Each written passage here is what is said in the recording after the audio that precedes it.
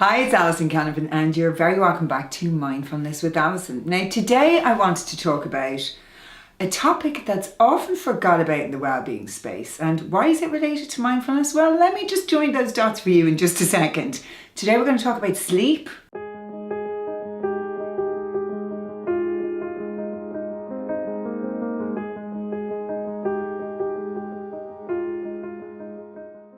Yes, sleep. The one thing that we don't think we need that much of, but we actually need more than we think. So if you're an adult, you need between 7 and 9 hours sleep a night. Who can honestly say that they get that every single night? When I was trying to build myself back up and recover from many years of mental health issues and addictions, one of the things I have to hold my hands up and say I neglected was my sleep. Then I read Matthew Walker's book, Why We Sleep, and it was very simply life-changing. Matthew has spent his entire life researching sleep, and the research is evidence that we're not getting enough. We live in a climate of, I say, the busyness epidemic. When we meet people, we go, how are you? I'm really busy. Oh yeah, I'm really busy too. Like it's some sort of competition or, whoever's busiest means that we're better and we're showing up better in the world. And actually, I think we need to pare that back, because one of the things we need to do is we need to slow down. We actually need to slow down in order to speed up.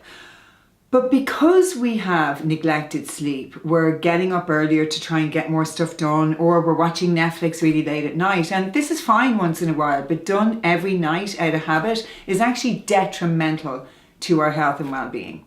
As a parent, I know how important it is for our children to get good sleep. All we have to do is look at one night of bad sleep with kids and watch their mood, behavior, their irritability, and why would we think as adults that we're any different? So we really need to get back to prioritizing our sleep, because it's the foundation of good well-being. If you don't get enough sleep, you're not able to regulate your emotions. Your cravings for the wrong kind of food happens the next day. We can't balance our blood sugar level. And to be honest, we all know what it feels like to have a really good night's sleep. So I have a few things that I have done over the past few years, and I know they're going to really help you too. There's so much information out there, but there's a couple of things that you can do today to help you get the best night's sleep. So the first thing is take your phone out of your bedroom.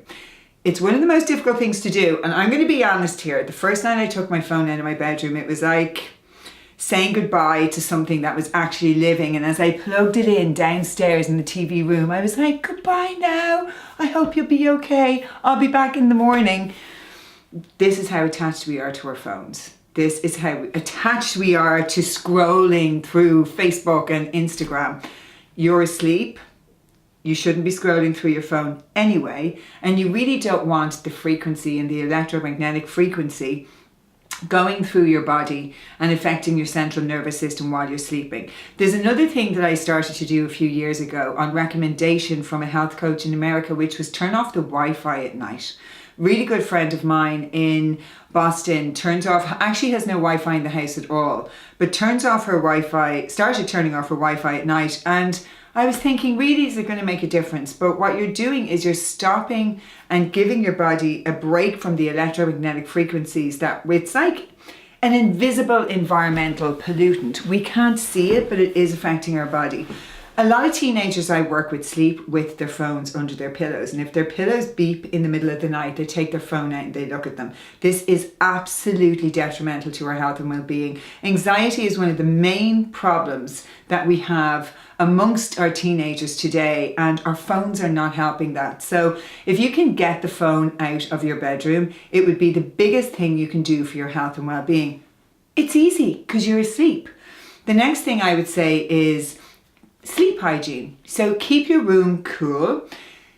Get an alarm clock, an old school alarm clock. I love to use a sleep spray, a bit of lavender. You can also use a bit of lavender essential oil. Having a nice relaxing bath if you have a problem sleeping, and having a sleep routine.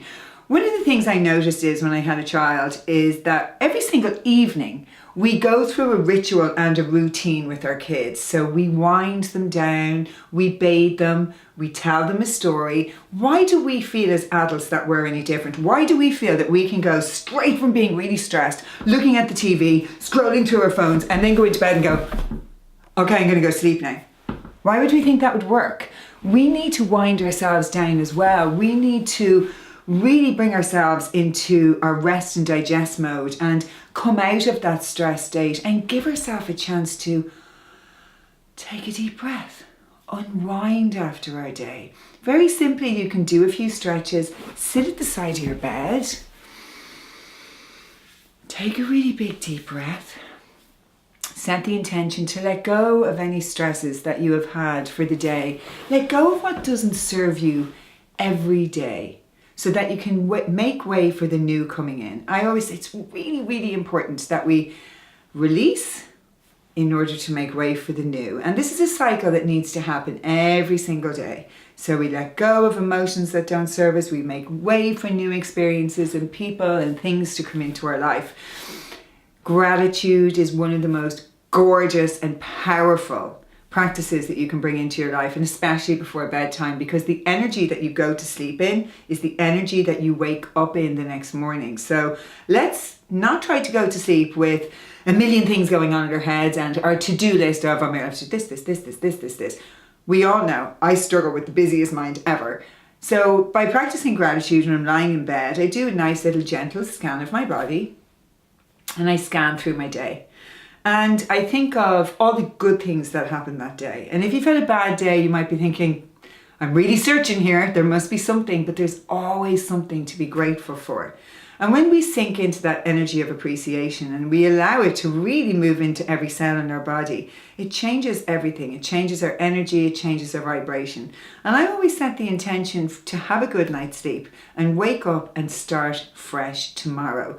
So having a good night's sleep really has absolutely changed my life. It has changed how I show up every day. It has made all the other things in my life work so much easier, because when you're well rested, you're far better able to cope with any challenges that life throws you. And look, let's face it, who knows what tomorrow is going to bring? So take the phone out of the bedroom. Try not to look at it when you wake up in the morning first thing. Try not to scroll, because you're setting your body up to be stressed for the day and to be reactive. So have your shower, get ready. There's nothing that important that needs to be looked at the minute you wake up from bed anyway.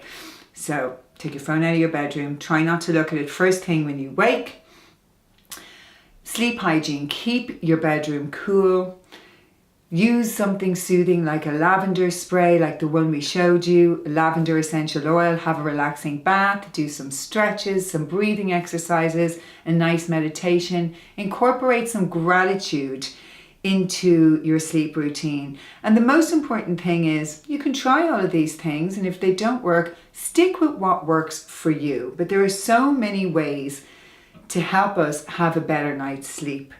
Also, one of the main things I did many years ago when I was struggling is I quit caffeine at lunchtime. So I'd have my coffee in the morning, got rid of caffeine completely for the rest of the day, because a lot of studies show us that it's still in our system. So ensuring a deep, restful sleep, as my grandmother used to say, the hours you get before midnight are the best that you will get all night. So try and get to bed as early as possible when you can, and sticking to a good sleep schedule and routine. So trying to go to bed at the same time every day, wake up at the same time every day, even if it's the weekend, will help to regulate your circadian rhythm and keep your body in sync and flow.